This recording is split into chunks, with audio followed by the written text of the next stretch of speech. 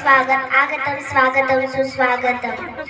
आदरणीय व्यासपीठावरील बसलेले सर्व शिक्षक आणि माझ्या बालमित्रांनो, आज मी तुम्हाला सावित्रीबाई फुले यांच्याविषयी 2 शब्द सांगणार आहे. तरी तुम्ही शांतपणे ऐकून घ्यावे ही माझी नम्र विनंती.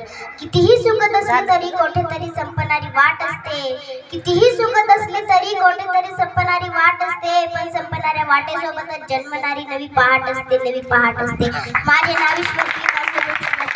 माझ्या शाळेचे नाव जिल्हा परिषद प्राथमिक शाळा सोमनाथ. सोसोनी आनंद यातना शिकवलंस तू स्त्रियांना. सोसोनी आनंद यातना शिकवलंस तू स्त्रियांना. धन्य धन्य होती आम्ही थोरवी तुझी गाताना. थोरवी तुझी गाताना. आज 3 जानेवारी क्रांतीज्योती सावित्रीबाई फुले यांची जयंती आहे. सावित्रीबाई फुले या भारतातील पहिल्या शिक्षिका होत्या. त्यांचा जन्म 3 जानेवारी 1831 रोजी सातारा जिल्ह्यातील नायगाव येथे झाला. त्यांच्या वडिलांचे नाव खंडोजी नेवसे पाटील व आईचे नाव लक्ष्मीबाई असे होते.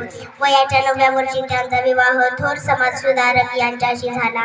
त्या काळी स्त्रियांना शिक्षण घेणे महापाप मानले जाई. अशा कठीण परिस्थितीत महात्मा फुले ज्योतिबा फुले सावित्रीबाईंना लिहायला वाचायला शिकवले. ज्योतिबा फुले व सावित्रीबाई फुले सन 1848 मध्ये मुलींची पुण्यात नवी शाळा सुरू केली. त्यांच्या या क्रांतिकारी निर्णयाला लोकांनी खूप विरोध केला. त्यांचा मृत्यू 10 मार्च 1897 रोजी झाला.